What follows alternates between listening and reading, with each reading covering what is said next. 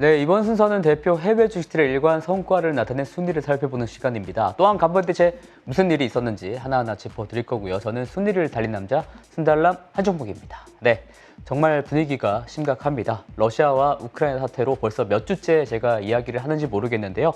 유명한 헤지펀드 투자자인 빌 에크먼 같은 경우에는 벌써 세계 3차 대전이 시작된 것 같다라고 시장을 지금 겁을 주고 있습니다. 더군다나 러시아가 빚을 갚지 못해서 다가오는 16일에 디폴트 선언을 할 것이다 라는 전망도 JP모간이 내놨는데요. 참 요새 나오는 이야기들을 보면 이렇게 워딩들이 굉장히 좀 살벌합니다.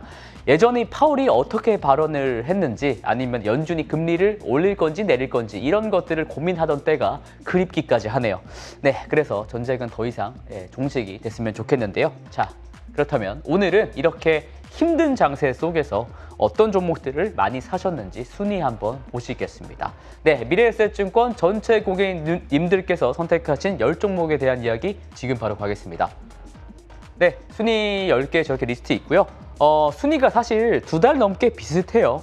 주가가 12월 정도부터 조정을 받았다 보니까 그 조정이 그만큼 길어지니까 꼭 담아야 될 것 같은 주식들만 투자자들이 사는 것 같아요. 그 꼭 담아야 될 것 같은 종목들이 바로 미국의 빅테크들, 그리고 메타버스 종목들, 그리고 테슬라입니다. 테슬라는 대체 언제까지 1등을 할지 모르겠는데 그만큼 한국 분들이 그만큼 테슬라를 정말 좋아하시는 것 같아요. 그리고 등락률을 보니까 어제는 나스닥 지수가 3%가 넘게 빠졌다 보니까 종목들이 너나 할 것 없이 크게 빠진 하루였었고요. 그래서 파란 나라였었습니다. 이 중에서 가장 많이 빠진 종목이 있는데 사실 ETF죠. 네, 반도체 3배 레버리지 ETF인 SOXL입니다. 이 ETF도 정말 매매를 많이들 하시는데 어제는 15%가량 빠졌고요. 이 레버리지 말고 원래 이제 필라델피아 반도체 지수 1배짜리 ETF가 있죠. SOXX ETF라는 건데 이 ETF도 사실 이 순위에는 없지만 굉장히 많이들 사셨었습니다. 그러니까 반도체 쪽에 투자자분들께서 관심이 지대하시다는 건데 그래서 오늘은 제가 반도체 이슈 좀 정리를 해봤습니다. 네. 이것은 반도체 지수 ETF인 SOXX의 일봉 차트입니다. 1월 4일을 기점으로 해서 하락세인데요. 특히 2월부터 반등을 좀 하나 싶더니 러시아와 우크라이나 사태가 길어지고 또 심화되다 보니까 냅다 다시 내리꽂았습니다. 벌써 작년 7월 가격으로까지 회귀한 수준인데요. 떨어진 이유는 명명백백하죠. 우크라이나 사태가 터짐으로 인해서 안 그래도 헐거웠던 반도체 공급망이 더욱더 부담이 생긴 겁니다. 그래서 반도체 생산을 못하니까 칩이 안 만들어지고 칩이 안 만들어지니까 그 칩이 들어가 제품이 안 나오게 되고 그러니까 전체적인 매출이 떨어지지 않겠냐라는 우려감인 거죠. 실제로 두 나라 간 교전으로 인해서 문제가 심화될 것이다 라는 의견이 지배적이었었습니다. 실제로 저기서 파이낸셜 타임스도 저렇게 말을 하기도 했었고요. 하지만 또 이러는 시각이 있어서 제가 흥미로워서 갖고 와봤습니다. 우크라이나 전쟁에도 사실 반도체 공급에는 크게 문제가 없을 거다라는 거죠. 우크라이나는 세계 최대 네온가스 생산국이고 러시아는 세계 최대 팔라디움 수출국인데 어떻게 문제가 없을 수가 있느냐? 네.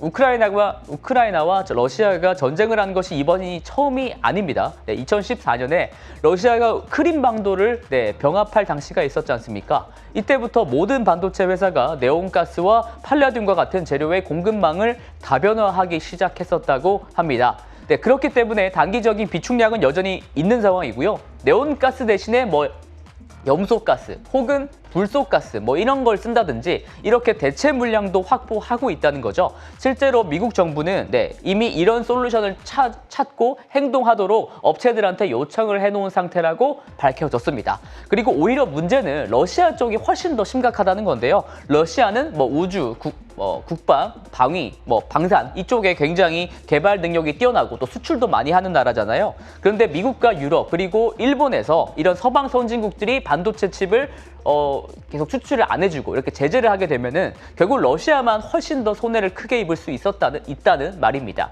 그렇기 때문에 사태가 길어지면 길어질수록 러시아에게 그리 유리할 건 없고 국가의 경쟁력을 뜻하는 반도체 경쟁력이 줄어들 수가 있기 때문에 러시아가 전쟁으로 그리 시간을 오래 끌 수 있을까란 희망을 또 해보게 되는 부문이라고 할 수가 있습니다. 한편 저번 주 금요일에는 반도체 업계에 굉장히 긍정적인 소식도 있었는데요. 지난 1월 글로벌 반도체 매출 상승이 역대급을 찍었다고 합니다. 매출 상승률로 따졌을 때 역사상 두 번째로 좋았던 1월이라고 하네요. 또한 10개월 연속 20% 이상 성장을 기록하고 있는 산업이 바로 반도체 산업이라는 것도 이번에 또 증명이 됐고요. 오른쪽 그래프에서 파란 선을 보시면 저게 매출인데요. 굉장히 빠른 속도로 기여를 올려가면서 지금 상승하는 것을 단번에 아실 수가 있겠습니다. 그렇다면 이런 매출 상승이 앞으로도 지속될 수 있을까가 바로 그 문제가 되겠죠. 그래서 반도체 가격 추이 차트를 제가 가져와 봤습니다. 2019년부터 꾸준히 상승 추세를 이어가고 있고 특히 작년 하반기부터 그 상승세가 가팔라진 걸 알 수가 있습니다. 당연하게도 올해에도 데이터 센터 투자가 지속될 것이고 기업들의 IT 지출은 코로나 이후로 회복될 것이며 5G 도입은 안 할 수가 없고 그리고 또 PC와 전기차 수요도 있기 때문에 올해도 상승 추세가 지속될 것이라는 전망이 많습니다. 여기서 전기차에서는 기존 내연기관과는 비교도 할 수 없을 정도로 많은 로직 반도체 그리고 메모리 반도체가 들어갈 것이다 라고 순달람에서 언급을 해드린 적이 있죠. 최근에 원유 가격이 참 미쳤잖아요. 원유 가격이 미치니까 지금 미국에서도 휘발유 가격이 엄청나게 지금 비싸다고 하는데 그래서 아무래도 올해는 전기차 침투율이 생각했던 것보다 더욱더 가팔라지지 않을까라는 예상이 드는 대목입니다. 그러니까 전기차가 그만큼 많이 팔릴 수 있을 거란 얘기고 거기에 들어가는 반도체도 많이 팔릴 수 있을 거란 얘기죠. 그리고 이것은 반도체 기업들이 가지고 있는 칩 재고가 얼마나 빨리 소진되든지 그러니까 평균 재고 보유 기간에 대한 차트인데요. 하향 안정세를 찾은 것으로 보이긴 합니다만 여전히 코로나 이전보다는 절반 수준입니다. 이 차트를 보시면 되는데요. 오른쪽 걸 보시면 돼요. 이렇게 상황이 된 이유는 자연스럽게도 생산 공급망에서의 차질 문제도 있겠지만 높은 수요를 증명한다고도 할 수가 있겠습니다. 중요한 점은 이렇게 당분간 수요가 공급보다 높은 초과 수요 시장이 될 수가 있다는 말이 됩니다. 그러니까 러시아 우크라 문제로 인해서 공급 병목 현상이 엄청나게 더 심해지지만 않으면 업계의 환경 자체는 굉장히 우호적이다라는 말이 되겠습니다. 한편 제가 한 가지 말씀을 좀 더 드리면요. 최근에 엔비디아와 AMD가 팔고 있는 GPU 가격이 유럽에서 굉장히 안정세를 찾아가고 있다고 합니다. 이렇게 되면은 기존에 너무너무 비싸서 엄두도 못했던 GPU 판매량이 다시 가팔라지지 않을까라는 기대감을 갖게 되고요. 근데 사실 아직도 가격이 많이 떨어졌다고는 하지만 아직도 권장 소비자 가격의 40% 정도 비싼 가격이긴 합니다. 어쨌든 GPU 판매량이 확대가 될 것이라고 전망이 된다고 하면은 아무래도 다른 GPU 사면서 다른 CPU도 사고 아예 PC를 새로 사버리기도 하잖아요. 그런 것처럼 좀 파생적으로 반도체 업계 전반적으로 매출이 올라갈 수 있다라는 희망을 갖게 되는 부분이고요.